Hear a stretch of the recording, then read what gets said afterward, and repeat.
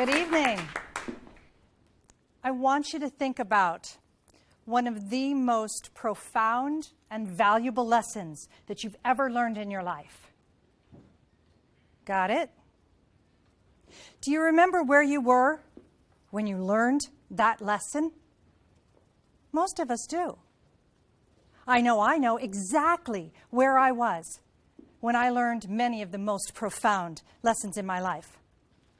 Sitting cross-legged on the driveway with my father as he worked on one of our cars. My father was a lieutenant colonel in the United States Air Force. He stood 6 feet, 6.5 inches tall, and was 285 pounds on his very leanest day. Dad had a personality that entered the room 5 minutes before he did. The colonel was an all-around handyman, a Mr. Fix-It, truly the MacGyver of his day. He was always working on or tinkering with something. He'd work around the house. He'd work on our cars. Heck, he'd work on the neighbors' cars. And I would help him. Helping him usually involved sitting with him to keep him company and handing him a tool every now and then while he talked to me about life. So many times as he was imparting his wisdom to me, he would stop in the middle of his sentence and he would say, "Pay attention, kid. This right here, this is a road sign in your life. You have to decide if you're going to follow it or not." It wasn't until after he died that I realized what he was really talking about. The road signs were life lessons. They were guideposts that he knew would be crucial to my health and my happiness and my positive impact on the world. Nowadays, I call those kernels of wisdom. Every day, in one way or another, the colonel encouraged me to be significant. You see, most people are programmed to chase success. Success is inwardly focused. Success is about how much money you make and what your title is and the accumulation of stuff and trophies and accolades. Success is about me.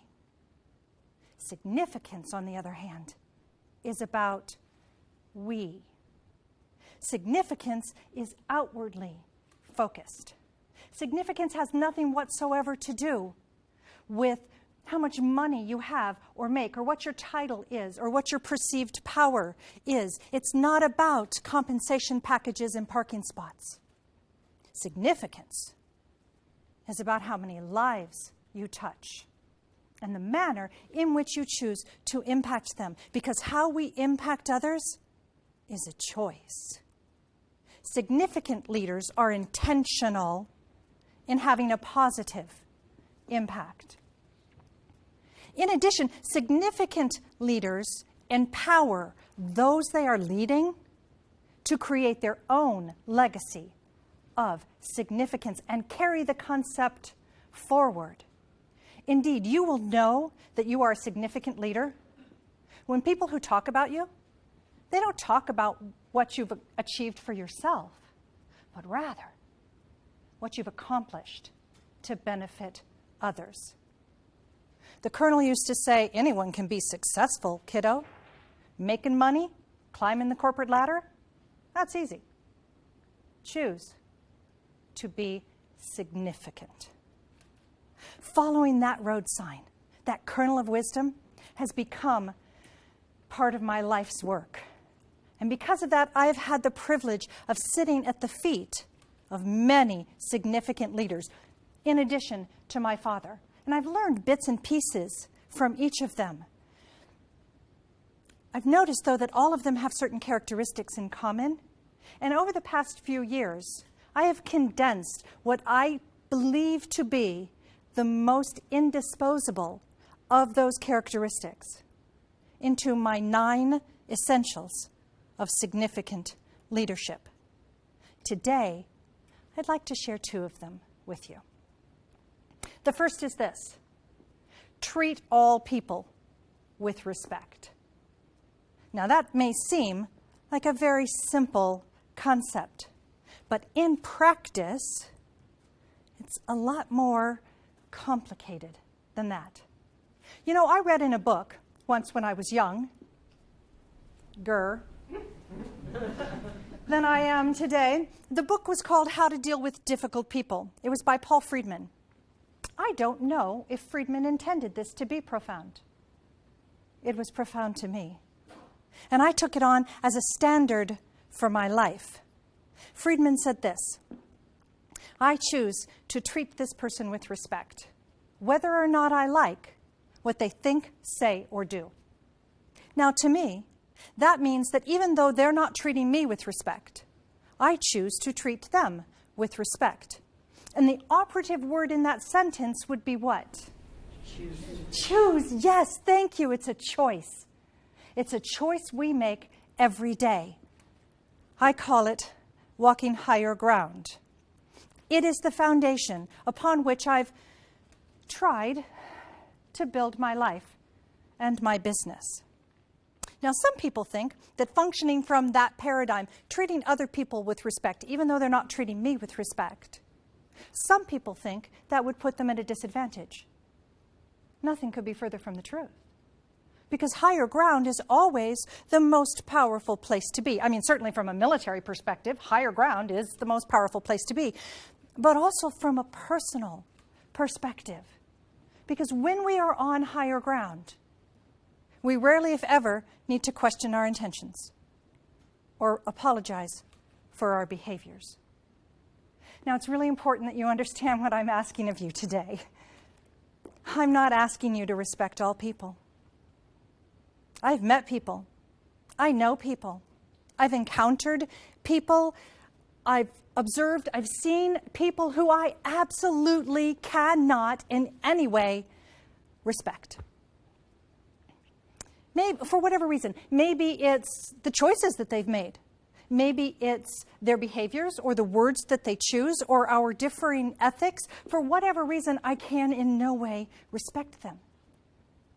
That doesn't mean I don't choose to treat them with respect. And that's the difference between respect for someone and respect to someone. Significant leaders endeavor to treat all people with respect, whether or not you like what they think, say, or do.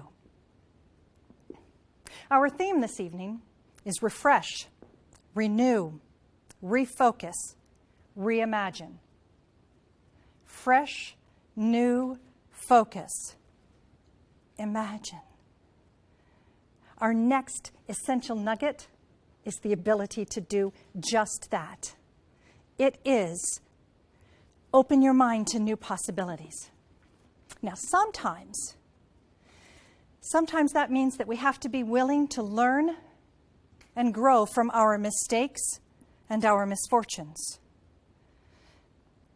Make adjustments and keep moving on. The Colonel used to say, use what you've got and just show up, kid. Stumbling block or stepping stone? The choice is yours. What's it going to be? There are so many things that have happened over this past year that could easily be called stumbling blocks. And I don't mean to make light of any of them. But what if you could look at them from a different direction? What if you could make small adjustments that would allow you to turn even one of your stumbling blocks into a stepping stone? Where would that take you? When I was a small girl of 6, maybe 7 years old, Dad spent countless hours and what my mother called an obscene amount of money building a remote control model airplane. Now, back in those days, they were called radio controlled, and the technology was brand new, cutting edge for its day. I remember helping to paint the wings with a black and white feather pattern and sitting with him in the garage as he worked on it every night. This thing was massive. It had a 6-foot wingspan and took up all of the space in the garage during the 1.5 years that he spent building it. I remember the anticipation and the excitement on that fall morning when we all climbed into the Jeep, pulling the plane in a flatbed behind us, and we drove out to the mesa south of Chandler, Arizona. This was going to be the day that we were going to finally test the bird on her maiden flight. I remember it took several hours to get everything ready. Now, Mom and the kids, we were on runway duty. It was our job, with brooms and rakes, to clear out all of the rocks and the debris from a relatively flat area of the desert to create a runway so that nothing would be an obstacle for takeoff. Dad had to check the wind patterns, and then he had to recheck the wind patterns. And then he connected the receivers and made sure that they were working. Then he checked the wind patterns. Then he had to set up the cameras, both still and 8mm, to record the moment for posterity. And then there needed to be one final check of the wind patterns. Finally, everything was ready. Dad grabbed the control box and fired up the propeller. Here goes nothing. Slowly, he pushed the throttle lever forward, and the plane started moving down the runway, faster and faster. And it seemed before we could blink, the bird was in the air and flying and flying and flying and flying. Mom squinted into the wind, into the sun. Are you going to turn it back before it gets out of range? We watched it get smaller in the distance. I'm not quite sure how to do that. I didn't think that far ahead. I didn't think she'd actually fly today. So there we all stood, watching a 1.5 years of Dad's life and an obscene amount of money fly off into the distance, never to be seen again. Well, we drove across the desert for hours, well after dark, but we never actually found the plane. Well, Mom never let Dad forget that last lost toy. The lessons we learned from that costly mistake were invaluable. We learned to expect the unexpected. We learned to always have a backup plan. We learned that those things you're not thinking about are the very things that are going to go wrong. And Dad learned to never again share with Mom how much he'd spent on one of his projects. Most importantly, the lessons that first radio-controlled debacle taught Dad allowed him to open his mind to new possibilities. For him, it was not a stumbling block, it was a stepping stone. It inspired him to build a second and many more after that, every time finding new ways to improve the design or adjust the structure. Or sometimes he would sculpt his own airfoils for the wings. He tried hundreds of different materials. Some worked well, others didn't. But each iteration taught him valuable lessons. And when he became the division chief of the Air Force Flight Dynamics Laboratory, his tenacity paid off as his team designed new structures and new technologies and new materials for drones and planes that are still in the air today, like the B-2 stealth bomber and the F-series fighter jets.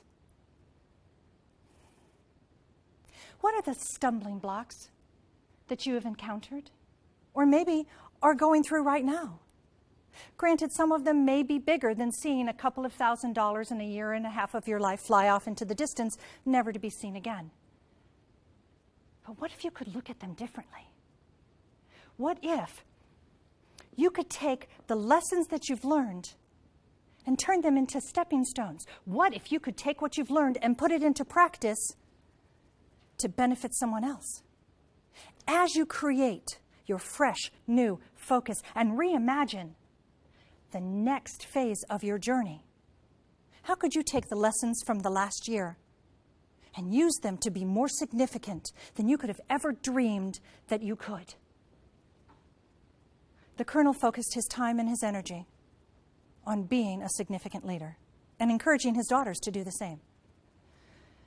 I am the colonel's daughter. Significant leadership has become part of my life's purpose and passion.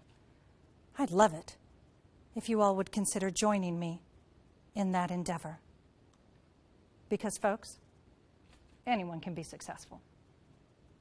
Choose to be significant. Thank you.